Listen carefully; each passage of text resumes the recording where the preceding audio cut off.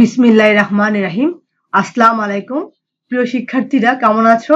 আশা করি ভালো আছো, সুস্থ আছো এবং নিরাপদে আছো। আজকে আমি অষ্টম শ্রেণীর সাহিত্য কণিকা থেকে নারী কবিতাটি নিয়ে আলোচনা করব। আমি গত পাঠে নারী কবিতার অর্ধেক অংশ নিয়ে আলোচনা করেছিলাম। আজকে বাকি অংশ নিয়ে আলোচনা করব। ঠিক আছে? তো শিক্ষার্থীরা, আমরা নারী কবিতাটি আলোচনা করার পূর্বে কাজী নজরুল ইসলাম সম্পর্কে কিছু তথ্য জেনে নিই। ঠিক আছে? কাজী নজরুল ইসলাম 1899 খ্রিস্টাব্দের 24শে মে, বঙ্গাব্দ হচ্ছে 1306 বঙ্গাব্দের 11 জ্যৈষ্ঠ, বর্ধমান জেলার আসানসোল মহকুমার চুরুলিয়া গ্রামে জন্মগ্রহণ করেন। তিনি বিদ্যালয়ে পড়াশোনা শেষ করতে পারেননি। দশম শ্রেণীর ছাত্র থাকাকালে প্রথম বিশ্বযুদ্ধ শুরু হলে তিনি স্কুল ছেড়ে বাঙালি পল্টনে যোগদান করেন। যুদ্ধ শেষ হলে 1919 খ্রিস্টাব্দে বাঙালি পল্টন ভেঙে দেওয়া হয়। এই সময় সাপ্তাহিক বিজলি পত্রিকা তার বিদ্রোহী কবিতাটি প্রকাশিত হলে চারিদিকে তার সুনাম ছড়িয়ে পড়ে। তার কবিতায় পরাধীনতা ও অন্যায়ের বিরুদ্ধে বিদ্রোহ উচ্চারিত হয়েছে। অবিচার ও শোষণের বিরুদ্ধে তিনি প্রবল প্রতিবাদ করেন।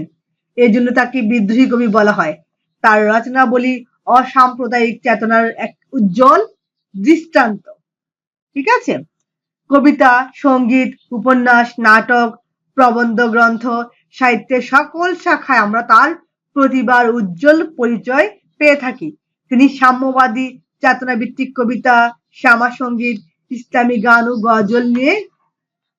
গজল লিখে প্রশংসা পেয়েছেন। তিনি আরবি ফার্সি শব্দের ব্যবহারের কুশলতা দেখিয়েছেন। দুর্ভাগ্য যে মাত্র 43 বছর বয়সে তিনি কঠিন রোগে আক্রান্ত হন এবং তার সাহিত্য সাধনার অবসান ঘটে। তার লিখিত কিছু গ্রন্থগুলো আমরা দেখি। তার বিখ্যাত কাব্যগ্রন্থগুলোর মধ্যে রয়েছে অগ্নিবীণা, বিষের বাসী, সাম্যবাদী, সর্বহারা, সিন্ধু হিন্দুল, চক্রবাক। উপন্যাস হচ্ছে মৃত্যু ক্ষুধা, কোহেলিকা। গল্প গ্রন্থ হচ্ছে ব্যথার দান, রিক্তের বেদন, শিউলিমালা। প্রবন্ধ গ্রন্থ হচ্ছে যুগবাণী, রুদ্রমঙ্গল। নাটক হচ্ছে ঝিলিমিলি, আলেয়া, মধুমালা ইত্যাদি। কবিকে 1972 সালে সপরিবারে ঢাকায় নিয়ে আসা হয়। 1974 সালে তিনি ঢাকা বিশ্ববিদ্যালয় থেকে ডিলিট উপাধি লাভ করেন। 1976 সালে বাংলাদেশ সরকার তাকে নাগরিকত্ব দেয় এবং 21 পদকে ভূষিত করেন। 1976 সালের 29 আগস্ট তিনি ঢাকায় মৃত্যুবরণ করেন। তো শিক্ষার্থীরা, আমরা কাজী নজরুল ইসলাম সম্পর্কে অনেকগুলো তথ্য জেনেছি। এখন আমরা মূল কবিতায় চলে যাই। আমরা কবিতার অর্ধেক অংশ পড়েছি। আজকে আমরা এই অংশ থেকে পড়ব। দেখো, নারী, লিখেছেন কাজী নজরুল ইসলাম। কত মাতা দিল হৃদয় উপারি, কত বোন দিল সেবা, বীরের স্মৃতি স্তম্ভের গায়ে লিখিয়া রেখেছে কেবা। কোন কালে একা হয়নি কো জয়ী, পুরুষের তরবারি, প্রেরণা দিয়াছে, শক্তি দিয়াছে বিজয়ী লক্ষ্মী নারী। এই অংশে আমরা দেখতে পাই মা অনেক সেবা, মা এবং বোনেরা অনেক সেবা শুশ্রূষা দিয়েছে, দিয়ে তাদেরকে সুস্থ করেছে। কিন্তু দেখা যাচ্ছে যে কোনো যুদ্ধে যখন কোনো পুরুষরা যুদ্ধ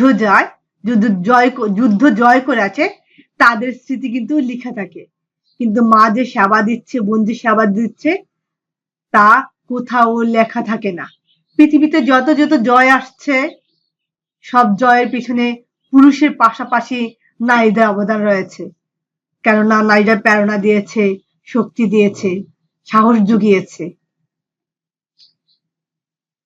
সে যুগ হয়েছে বাসি, যে যুগে পুরুষ দাস ছিল নাকো, নারীরা আছিল দাসী।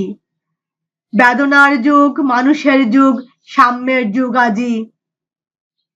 কেহ রহিবে না বন্দি কাহারু, উঠিবে ডঙ্কা বাজি। নর যদি রাখে নারীরে বন্দি, তবে এর পর যুগে আপনারই রচা ওই কারাগারে পুরুষ মরিবে ভুগে, যুগের ধর্ম এই, পীড়ন করিলে সে পীড়ন এসে পীড়া দেবে তোমাকেই। এ অংশে দেখতে পাচ্ছি এক সময় এমন যুগ ছিল যে যুগে পুরুষরা কিন্তু দাস ছিল না, কিন্তু নারীদেরকে দাসী হিসেবে রাখা হতো। তাদের কোনো স্বাধীনতা ছিল না, সম্মান ছিল না, তাদের কোনো মতামতের মূল্য দেওয়া হতো না। কিন্তু সে যুগ অনেক আগের যুগ।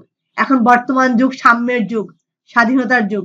এখন নারী পুরুষ সবার সমান অধিকার রয়েছে। পুরুষরা যদি নারীদেরকে বন্দি করার জন্য কারাগার তৈরি করে, তাহলে এমন যুগ আসবে যে যুগে সেই কারাগারে পুরুষরাই বন্দি হয়ে পড়বে। অর্থাৎ কাউকে ভোগাতে গেলে একসময় নিজেই ভুগতে হয়। তো আমরা নারী কবিতায় দেখতে পেয়েছি কাজী নজরুল ইসলাম সাম্যের কথা বলেছেন, সমাজে নারীদের অবদানের কথা বলেছেন। সমাজ নারী এবং পুরুষের সমন্বয়ে গঠিত। সমাজে একটা অংশকে বাদ দিয়ে আরেকটা অংশের উন্নয়ন সম্ভব নয়। নারী এবং পুরুষের সম্মিলিত চেষ্টাই সমাজের উন্নয়ন সম্ভব। তাই কবি নারীদের অধিকারকে প্রতিষ্ঠিত করতে, নারীদের কাজকে সম্মান দিতে, তাদের কাজকে স্বীকৃতি দিতে এই কবিতায় তুলে ধরেছেন। সমাজে যদি নারী পুরুষ সম্মিলিতভাবে কাজ করে, তাহলেই সমাজের উন্নয়ন সম্ভব হবে। তো শিক্ষার্থীরা, আশা করি কবিতাটি বুঝতে পেরেছো। ঠিক আছে? তো সবাই ভালো থাকো, সুস্থ থাকো। আল্লাহ হাফেজ।